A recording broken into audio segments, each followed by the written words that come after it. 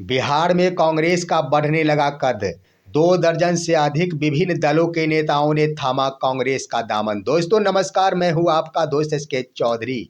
बिहार में महागठबंधन की करारी हार के बाद बिहार विधानसभा चुनाव 2025 में कांग्रेस के 6 सीटों पर सिमट जाने के बाद एक बार फिर से बिहार में कांग्रेस की ओर से नई राजनीति की शुरुआत करने की बातें आई थी।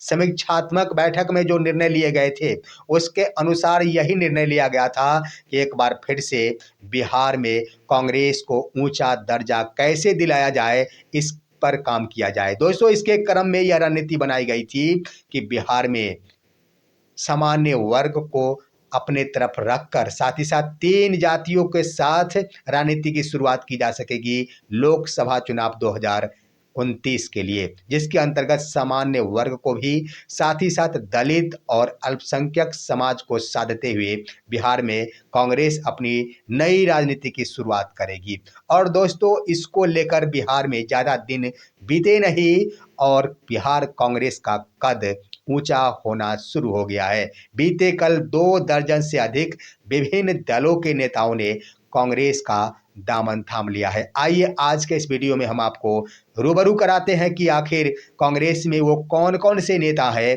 जिन्होंने कांग्रेस का दामन थामकर कांग्रेस का कद को ऊंचा कर दिया है। लेकिन इससे पहले दोस्तों आइए इस पर चर्चा करने से पहले मैं आपसे गुजारिश करूंगा, अगर आपने अभी तक हमारे इस चैनल शौर्या हिंदी न्यूज को सब्सक्राइब नहीं किए होंगे तो कृपया अभी सब्सक्राइब कर लेंगे।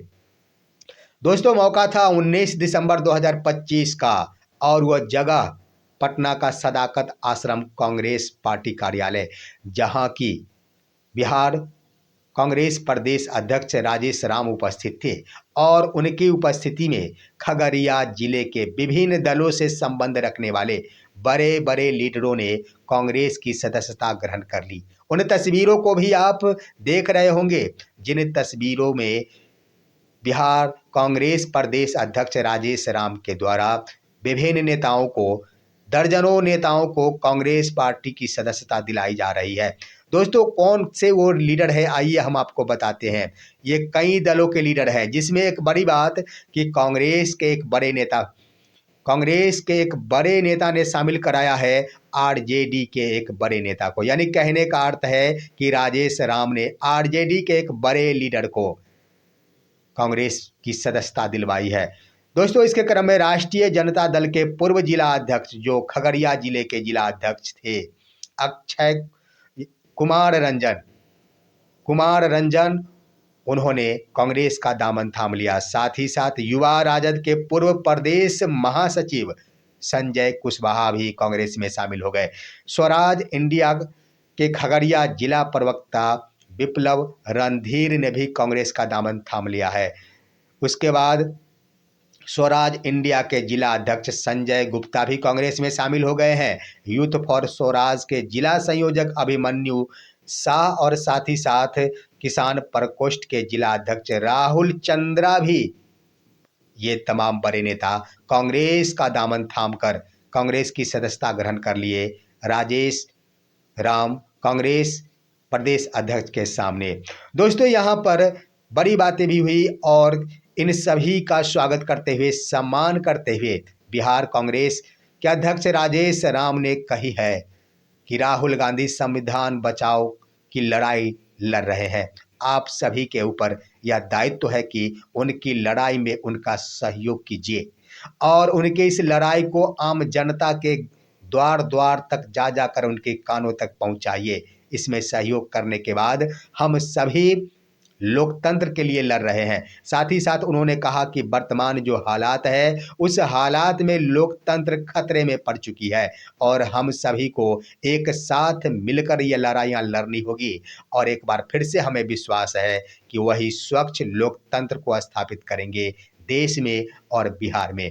दोस्तों इसके अंतर्गत बड़ी बातें कह दी गई है और एक बड़ी जिम्मेदारी नए ज्वाइन करने वाले नेताओं के ऊपर दे दी गई। लेकिन अब सवाल उठ रहा है कि आरजेडी के एक नेता जो कांग्रेस में शामिल हो गए, क्या आरजेडी और कांग्रेस के बीच तनाव उत्पन्न होगी। नहीं दोस्तों, कहीं से भी तनाव उत्पन्न नहीं होगी। मैं आपको कह देना चाहता हूं यहां पर कि भले ही अभी समीक्षात्मक बैठक के दरमियान कह दिया गया कि यह सिर्फ चुनावी गठबंधन था, महागठबंधन अब नहीं रहा, लेकिन यहां पर कह दिया जाए दोस्तों तो अभी भी गठबंधन है। ऐसी बात नहीं, तमाम विपक्ष को कह दिया जाए, तमाम विपक्ष अभी भी महागठबंधन में शामिल है।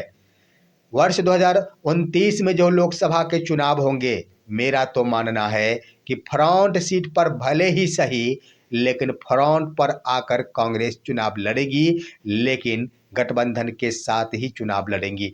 तो इसमें कहीं से कोई दो राय नहीं है। कांग्रेस पार्टी अपने पुराने तेवर दिखानी शुरू कर दी है और कांग्रेस का उत्थान बिहार में प्रारंभ हो गया है।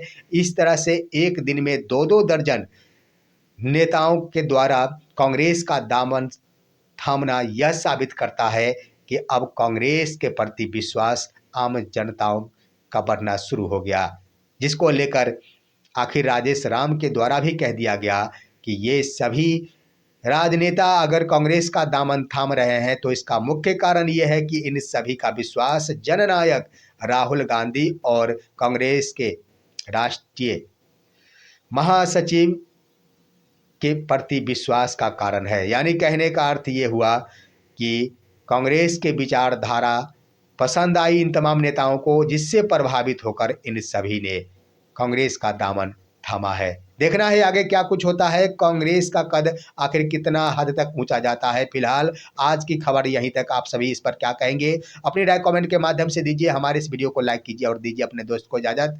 हम फिर मिलेंगे आपसे अगले वीडियो में, तब तक के लिए नमस्कार।